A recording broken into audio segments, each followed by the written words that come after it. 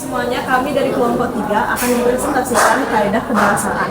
Sebelum kami mulai presentasi kami akan memperkenalkan diri. Saya Nilul Laksmita Tantra, nomor absen 25 sebagai moderator. Saya Victoria, nomor absen 4 sebagai penyaji. Saya Rahel Adelia, nomor absen 35 sebagai penyaji.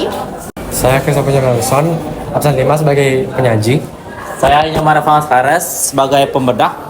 Saya Nabu Mayulka Anjani Malka Putri, absen 1 sebagai penyaji. Rasa Pemilna Putra, absen 38 sebagai penyaji. Saya Putra Rinda Domayanti, absen 32 sebagai penyaji. Saya Komang Monika Ayu Pratnya Lestiari, absen 23 sebagai penyaji. Perkenalkan, nama saya Gita, kelas 12-8, nomor absen 7 sebagai penyaji. Sekarang kami akan membahas beberapa topik, yaitu kalimat langsung, kalimat tidak langsung, paragraf naratif, paragraf deskriptif, teknik penggambaran, dramatik dan analitik, majas atau gaya kebahasaan, ungkapan dan peribahasa.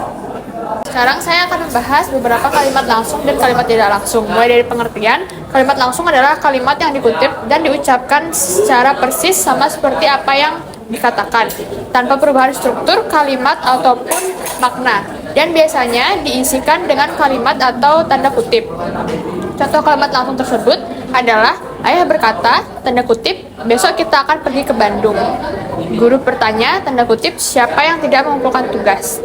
Dan diakhiri juga dengan tanda kutip. Begitupun beberapa kalimat selanjutnya. Pada contoh paragraf dengan kalimat langsung ada di sebelah sini. Selanjutnya, ada kalimat tidak langsung. Kalimat tidak langsung adalah kalimat yang dikutip dan disampaikan secara tidak langsung dalam bentuk frase dengan perubahan struktur kalimat dan tidak menggunakan kata atau tanda petik. Contohnya, ayah berkata bahwa besok tidak akan pergi ke Bandung, dan guru bertanya siapa yang tidak mengumpulkan tugas. Beberapa contoh kalimat langsung dan tidak langsung ada di sini. Selanjutnya ada ciri-ciri kalimat langsung dan kalimat tidak langsung. Yang pertama, dalam aspek penggunaan tanda petik, di kalimat langsung menggunakan tanda petik, sedangkan di kalimat tidak langsung tidak menggunakan tanda petik. Yang kedua, dalam aspek perubahan kata ganti, di dalam kalimat langsung sesuai dengan ucapan asli, sedangkan kalimat tidak langsung mengalami perubahan, misalnya saya menjadi dia. Yang ketiga, dalam aspek penggunaan kata penghubung. Dalam kalimat langsung tidak menggunakan kata penghubung, sedangkan di kalimat tidak langsung menggunakan bahwa, agar, jika, dan sebagainya.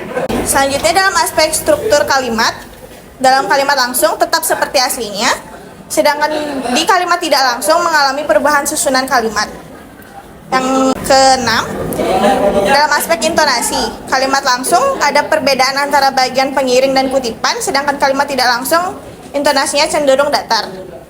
Yang terakhir, dalam aspek tanda baca, kalimat langsung menggunakan koma seperti kutipan langsung, dan kalimat tidak langsung tidak menggunakan koma sebelum kutipan. Selanjutnya ada paragraf deklaratif. Paragraf deklaratif adalah paragraf yang menggambarkan suatu objek, tempat, suasana, atau karakter secara detail sehingga pembaca dapat membayangkan dengan jelas. Dalam novel, paragraf deklaratif sering digunakan untuk memberikan gambar visual dan sensorik kepada pembaca. Yang selanjutnya ada ciri-ciri dari paragraf deklaratif. Yang pertama, ciri-cirinya itu menggunakan kata-kata yang menggambarkan panca indera atau penglihatan, pendengaran, penciuman, peraba, dan pengecapan. Yang kedua, ada mengandung banyak kata sifat dan kata keterangan untuk memperjelas deskripsi. Yang ketiga, tidak mengandung alur cerita tetapi lebih menekankan pada detail visual atau sensorik.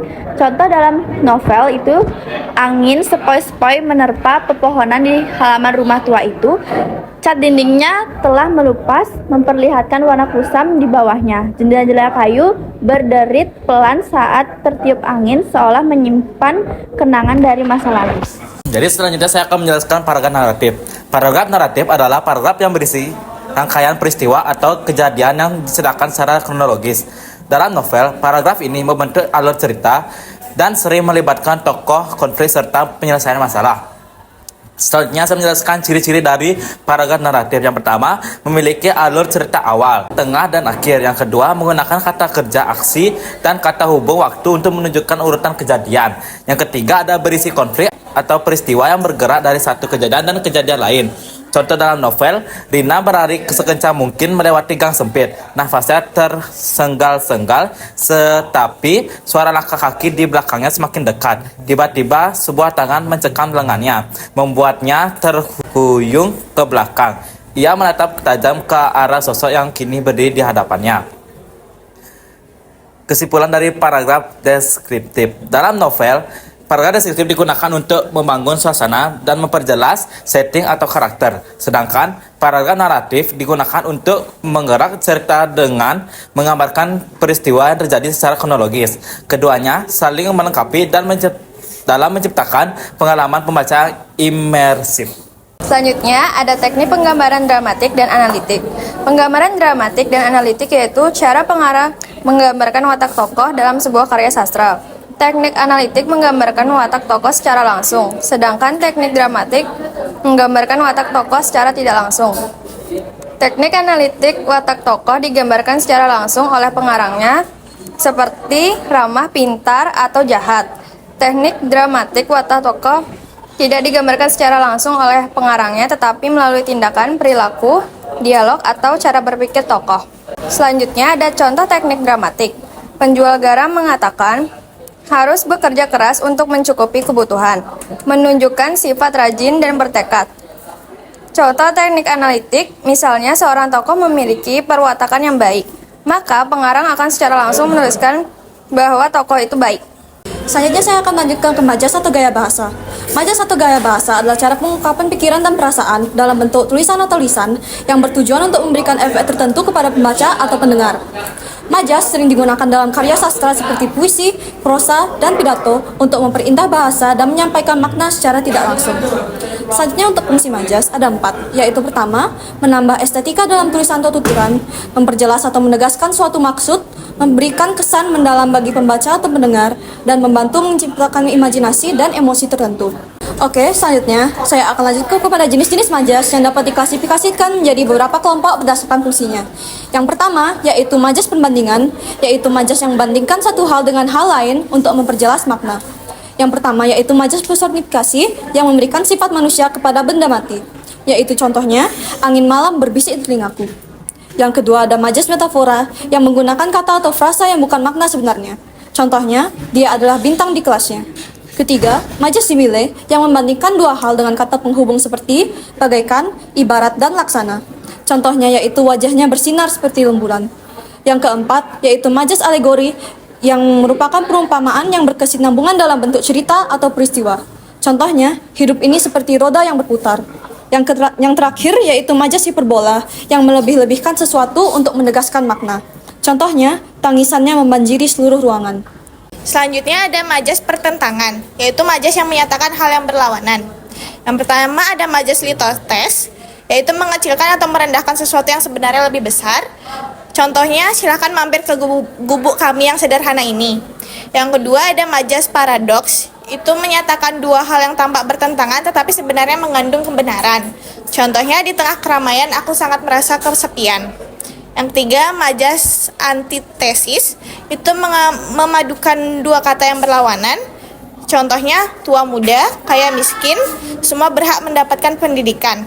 Yang keempat, majas kontradiksi interminus, yaitu menyangkal pernyataan sebelumnya dengan pengecualian. Contohnya, semua siswa hadir kecuali Rina yang sedang sakit. Selanjutnya, saya akan membahas mengenai majas sindiran. Majas sindiran merupakan majas yang digunakan untuk menyindir seseorang atau menyindir suatu keadaan.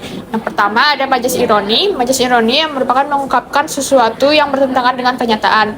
Contohnya, wah, bersih sekali kamarmu sampai debunya banyak sekali menumpuk. Yang kedua ada majas sarkasme, yaitu sindiran yang tajam dan kasar. Contohnya, kamu ini benar-benar jenius sampai lupa untuk membaca petunjuknya. Yang ketiga ada majas sinisme, yaitu sindiran langsung dengan berbicara nada mencemooh. Contohnya, kamu bilang rajin belajar, tapi nilainya kok selalu jelek. Selanjutnya, ada majas penegasan. Majas ini digunakan untuk menegaskan sesuatu yang dimaksud. Yang pertama, ada majas pleonasme, digunakan kata berlebihan yang sebenarnya tidak diperlukan. Contohnya, dia naik ke atas panggung. Yang kedua, majas repetisi merupakan pengulangan kata atau frasa dalam kalimat untuk penekanan. Contohnya, aku rindu. Aku rindu dan aku sangat rindu padamu. Yang ketiga, ada paralelisme, merupakan pengulangan dalam bentuk puisi atau prosa. Contohnya, cinta adalah kesabaran, cinta adalah pengorbanan, dan cinta merupakan ketulusan. Yang terakhir ada majas retorik. Majas ini merupakan kalimat tanya yang tidak memerlukan jawaban. Contohnya, siapa yang tidak ingin bahagia? Selanjutnya, ada majas atau gaya bahasa. Kaidah kebahasaan majas yaitu yang pertama, penggunaan kiasan. Majas sering menggunakan kata-kata yang memiliki makna tidak langsung atau konotatif. Yang kedua, struktur kalimat yang bervariasi. Majas memungkinkan fleksibilitas dalam susunan kalimat untuk menyesuaikan efek estetis. Yang ketiga, penggunaan imaji. Majas dapat menciptakan gambaran mental yang kuat melalui penggunaan imaji yang sensorik, yaitu penglihatan, pendengaran, dan perasaan. Dan yang terakhir, diksi yang kaya. Pemilihan kata dalam majas bersifat khas dan penuh kreativitas untuk menimbulkan efek tertentu. Jadi kesimpulannya, majas merupakan bagian penting dalam bahasa yang berfungsi memperindah dan memperkuat makna dari suatu teks. Dengan memahami berbagai jenis majas serta kaidah kebahasaannya, seseorang dapat lebih efektif dalam menyampaikan pesan dalam bentuk lisan maupun tulisan. Selanjutnya, yaitu ungkapan. Ungkapan dalam novel adalah bentuk bahasa yang digunakan untuk menyampaikan ide, emosi, dan pengalaman secara lebih ekspresif dan imajinatif. Penggunaan ungkapan memberikan warna dan kedalaman pada karya sastra yang memungkinkan pembaca merasakan pengalaman yang lebih intens dan mendalam dari sekedar deskripsi literal. Fungsi dalam ungkapan dalam novel yaitu yang pertama, menyampaikan makna lebih dalam. Yang kedua, menciptakan suasana atau atmosfer. Yang ketiga, menggambarkan karakter. Dan yang terakhir, meningkatkan estetika. Selanjutnya ada jenis-jenis ungkapan, yaitu yang pertama adalah metafora. Metafora adalah perbandingan langsung tanpa kata penghubung. Metafora sendiri memberikan gambaran yang lebih kuat dan langsung. Contoh kalimatnya seperti dia adalah cahaya dalam hidupku. Yang kedua adalah simile. Simile adalah perbandingan dengan kata-kata seperti bagaikan atau ibarat. Contoh kalimatnya yaitu matanya berbinar seperti bintang di malam gelap. Yang ketiga adalah personifikasi. Personifikasi adalah majas yang memberikan sifat manusia pada benda mati atau fenomena alam. Contohnya seperti angin malam berbisik lembut di telingaku. Yang keempat adalah majas hiperbola. Majas hiperbola adalah penggunaan kata yang berlebihan untuk memberikan penekanan pada satu hal. Contohnya, dia menangis selama 100 tahun. Yang kelima adalah majas ironi. Ironi adalah penyampaian makna yang berlawanan dengan apa yang diungkapkan secara terang-terangan. Sering digunakan untuk humor atau sindiran. Contohnya yaitu sungguh luar biasa. Akhirnya, dia datang terlambat juga. Dan yang terakhir adalah majas eufemisme. Eufemisme adalah penggunaan kata yang lebih lembut atau halus untuk menggantikan kata yang lebih keras atau langsung. Contoh kalimatnya adalah dia telah berpulang, yaitu untuk menyebutkan kematian.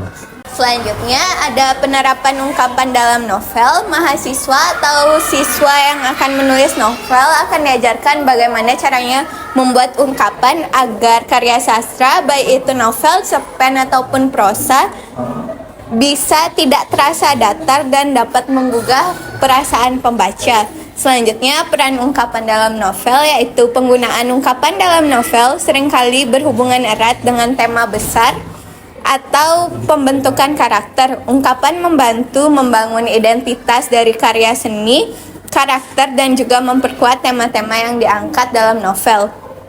Sebagai contoh, seorang tokoh yang sering menggunakan metafora atau bahasa puitis mungkin digambarkan sebagai orang yang penuh perasaan atau introspektif. Jadi di sini saya akan menjelaskan dua, yaitu contoh ungkapan dalam novel dan analisis ungkapan dalam novel. Yang pertama, saya akan menjelaskan contoh ungkapan dalam novel. Contoh ungkapan dalam novel adalah contoh ungkapan yang diambil dari novel yang dapat membantu mahasiswa lebih memahami bagaimana ungkapan bekerja dalam karya sastra.